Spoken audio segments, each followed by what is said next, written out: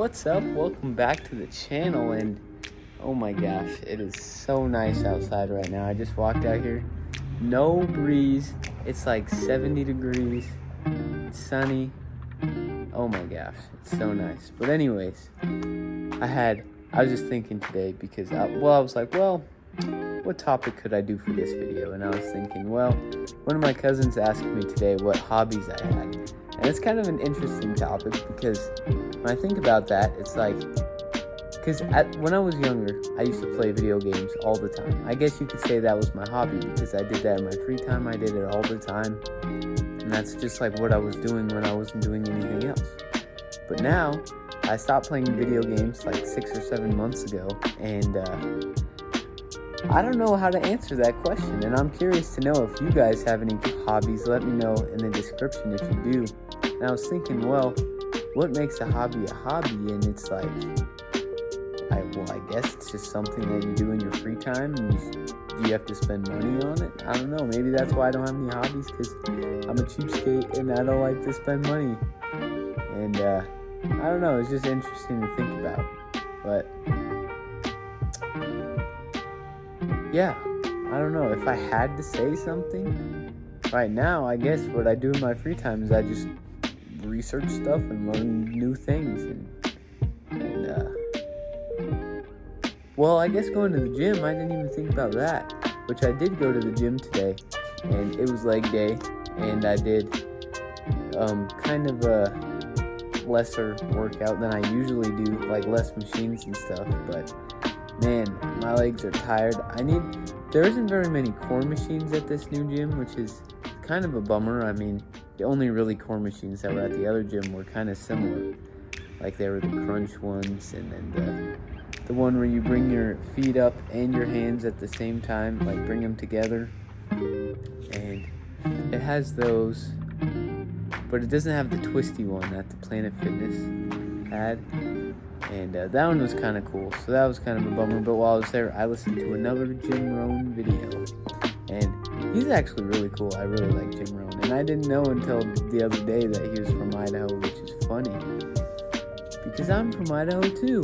And he was talking about different things, and let's see, what was he talking about today?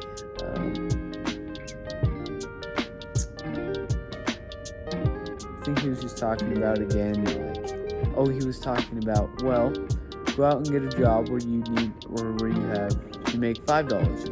And then, now think about this. Is there someone that you know that makes $50 an hour? So, if there's someone that you know that does that, then it's possible to do that. And so that's 10 times in your income, and you can certainly do that. And if somebody would have told me that when I was a kid, then just to know that it's possible, then I probably would have gotten rich a lot sooner. And then he said, now think about this. Is there someone that you know that makes $500 an hour? And that's 10 times that income. And he's like, sure there is. People, doctors and attorneys, and this was like back in the 1980s, I think was when this video was from, 80s or 90s. And it's like doctors or lawyers can make $500 an hour. And he's like, surely you could do more than that. What if you 10 times that? And $5,000 an hour. And he's like, sure, I make $5,000 an hour giving these speeches. And I make more than that, but not quite the next 10 times. But if you think about that, 10 times that, that's $50,000 an hour. Do you know anyone who makes that? And he mentioned some speaker that was a army general that in the Gulf War or something, that got paid back then like $65,000 per hour for a speech. And he's like, sure, I know this guy that makes $50,000 an hour. So if it's possible for you to start somewhere, like start at $5 an hour, and it's possible to 10x that, and then 10x that, and 10x that, and 10x that, then all you have to do is figure out a way how to do it. And so that was really interesting too, because I've heard that before, and it's like a simple idea, but just hearing them say that and break it down so easily makes it sound so simple. And it's like, And he's talking about again how you get paid on the value that you bring to the market. And the reason that you're only making $5 an hour is because you're not bringing $50 worth of value to the market. And when you specialize in something, where you have a certificate or something, then you can make $50 an hour, no problem.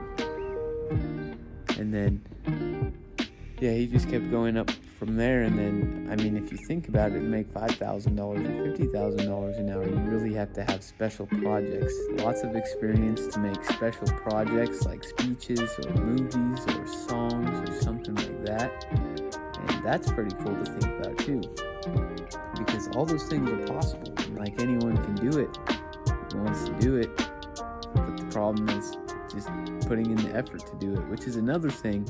I was doing a lot of research about patents today, because I might know someone who needs a patent, and we were talking about it, and we were looking it up, and it said, originally we found that you have to find a patent attorney, and it costs between like $15,000 and $30,000 for a patent. And then I was looking at some more things, doing some more research, and there's like different kinds of patents. Like, you can get a patent for the utility of the item, or the design, like how it looks, or plant patents. Like, you can get a patent on a plant if you discover a new plant or create a new plant, which is kind of interesting. But anyways, then I came across some videos that were like, you shouldn't get a patent because patents are really easy to get around. All you have to do is make a slight tweak to something that has a patent, and then you're legally allowed to sell it or make it or do whatever you want, because the patents are usually really specific about certain things. And if you get away from those specific like qualifications for that item, then it's no longer covered by the patent. So that was really interesting. And then they were talking about like trademarks and copyright, and how those are a lot easier to get, and that might be a better idea if you wanted to build a brand around your product, because even though you have a patent in the US, China almost always knocks things off and sells it in China because it's not protected in China, and then they always end up selling it over here, and people order it from China, and then you get knockoffs no matter what. And also patents expire after 20 years, which is really interesting. So if you find something from 20 years ago, you can legally make an exact duplicate of it and sell it. And I also learned that Coca-Cola doesn't have a patent, so anyone who wants to can make Coca-Cola and sell it. And that was really interesting, actually. So there's a lot of cool things that are on there, and about patents and stuff, but they take forever and they cost a lot of money. Like, they take 6 months to a year to get a patent, so that's kind of ridiculous. But anyways, I'm going to wrap up the video there. So if you made it this far, thanks for watching. Make sure you subscribe, share the video with a friend, join the Discord, link in description. Also, go visit our RSN community channel, and we have some new videos on there. And let us know if you want to join it, and we'll do an interview with you, and I'll see you in the next one.